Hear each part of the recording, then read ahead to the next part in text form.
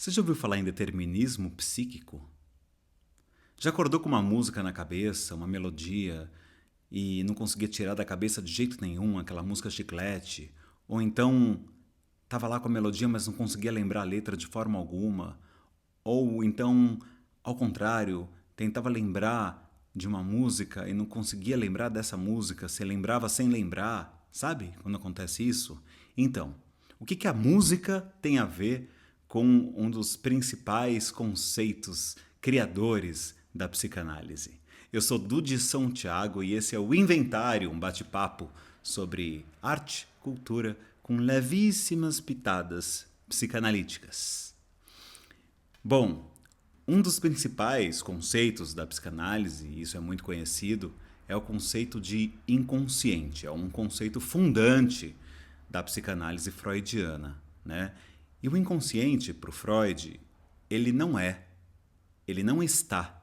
O inconsciente processa, né? Não é um lugar na mente, a gente não consegue encontrar onde está o inconsciente. A gente simplesmente tem notícias do inconsciente através das chamadas formações do inconsciente, nossos sonhos, nossos sintomas, nossas fantasias, nossos lapsos, atos falhos e em situações como essa, em que de repente a gente começa a cantarolar uma música, a gente se lembra de uma música e, e não sabe exatamente de onde veio. Isso não tem nada a ver com a apreciação da música, com gostar ou não gostar daquela música. Às vezes a gente fica com uma música que a gente não gosta na cabeça. Quem nunca viveu isso, né? Ou então a gente ama uma música, mas não consegue parar de cantarolar aquela música a ponto de você se irritar com aquela canção, né?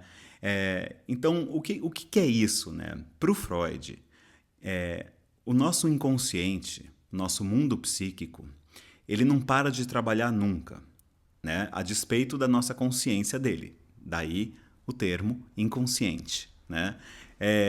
E ele vai trabalhando através de uma imensa malha, né? Uma cadeia associativa gigantesca, infindável, né? Então, para o Freud, nada que se passa na nossa cabeça se passa por acaso.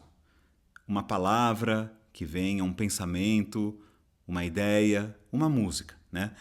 Todo e qualquer acontecimento psíquico é determinado pelo próprio psiquismo, por essa cadeia associativa que é formada por uma série de marcas. Ele chama isso de marcas mnêmicas, né? São marcas, traços de memórias, de afetos, são nossos complexos, são, enfim, uma gama de cicatrizes, digamos assim, de marcas que nossas vivências vão deixando em nós.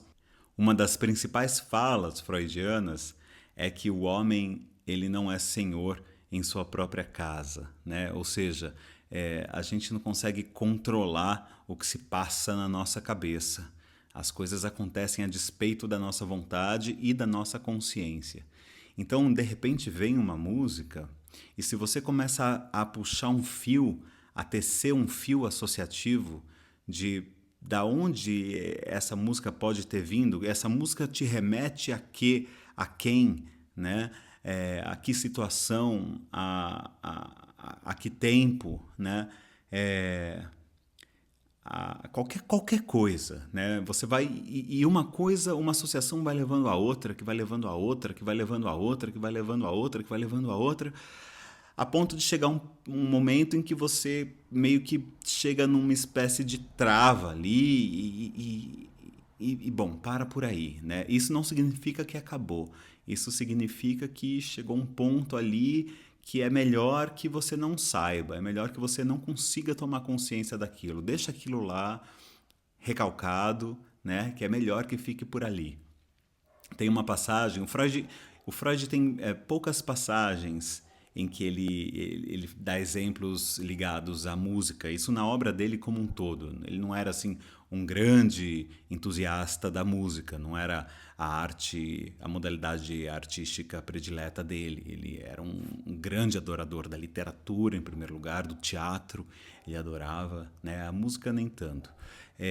Mas tem algumas passagens na interpretação dos sonhos, né, em que ele vai dar exemplos como esse, né? Numa dessas passagens, ele está numa estação de trem, ele está prestes a pegar um trem e, e aí ele se depara ali com um conde, uma figura de autoridade, e ele está percebendo nele uma espécie de propulsão rebelde. Ele está lidando com questões de poder, né, e de autoridade, assim, dentro dele, na história dele, nas questões dele. E ele vê esse conde entrando no trem e pedem o bilhete para o conde porque não reconhecem esse conde. O conde vira a cara, né? E o Freud fica ali imaginando, sabe quando a gente fica imaginando uma situação, assim, imaginando o que a gente faria quando a gente, enfim, se imagina falando um monte de coisa para o chefe e que você não teria coragem de falar, mas na tua cabeça aquilo está acontecendo. Então, para o Freud, isso estava lá acontecendo entre ele e o conde, entre ele e as pessoas da estação. Ele estava querendo reivindicar os direitos dele, né, um tratamento igual e tal. Ele começa a lembrar de uma área das bodas de Fígaro, né? Se quiser dançar, senhor conde, né? Acho que é algo por aí. Mas é uma área que tem o termo conde ali na letra da música, né? E que tem a ver também no próprio enredo das bodas de Fígaro, da ópera, tem a ver com essa questão do enfrentamento da autoridade e tudo mais. Bom, então tá aí.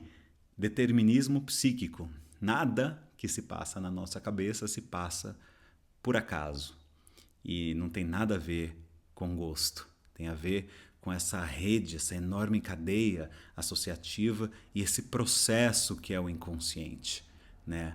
É um processador de dados ali que está o tempo todo trabalhando assim dentro de nós. De dados, não só dados objetivos, não são os dados do IA, são dados subjetivos, são dados afetivos, são dados, em última instância, dados orgânicos, porque nós somos seres de água, de amor, de matéria, de sonhos, né? Então vejam só que louco, né? Quando a gente escuta uma canção, essa cadeia de associações vai ser estimulada, ela vai ser ativada, né? Ela vai ser ativada pela melodia, ela vai ser ativada pela letra, ela vai ser ativada pelo timbre da voz do cantor ou da cantora, vai ser ativado pela harmonia também, pela cadência harmônica, pelo ritmo, o ritmo, né? Então, todos os elementos contidos numa música vão gerar suas associações, né? E vão nos levar para lugares assim que muitas vezes a gente não tem nem consciência, né? A gente já aconteceu comigo, por exemplo, né, de estar numa situação em que eu estava me sentindo muito angustiado e estava com medo de algo que estava acontecendo na minha vida. E eu lembro de chegar num restaurante e estava tocando ali um standard do jazz, assim, acho que era Ella Fitzgerald que estava cantando. E imediatamente aquilo me confortou, né? E não porque isso está na música, porque qualquer outra pessoa que escutasse aquela música poderia não sentir esse conforto, poderia sentir qualquer outra coisa, né? Inquietação, poderia se angustiar, poderia lembrar de um amor perdido, ou poderia se animar, ou poderia se excitar, enfim, né? Mas ali, para mim, aquela canção, né, na voz da Ella, causou um alívio. E depois eu fiquei pensando o que pode ter acontecido e eu me lembrei de uma cena da minha infância em que eu estava deitado no chão, na sala da casa e meus pais estavam escutando aquela canção, né? E depois me lembrei de uma outra cena ainda. E uma cena vai, enfim, levando a outra, né? Mas eram todas cenas assim de amizade, cenas de amor, de colo, de amparo, de segurança, né? que aquela canção trazia para mim naquele momento, né? Então é muito louco a gente pensar, né, para onde os sons de uma música, de qualquer música, você não precisa nem conhecer a música, né? Mas aquela música vai conter alguma coisa que vai te causar algo, né? E de novo, né? Isso não passa pela questão da apreciação da música, por gostar ou deixar de gostar. Isso é papo para um outro inventário. E aí, queria saber que músicas te ocorreram quando você assistiu esse vídeo, o que você lembrou, ou deixou de lembrar, ou tentou lembrar, ou esqueceu, porque esquecer também tem a ver com essa rede aí de determinações psíquicas. Legal, né? Ou não? Um beijo.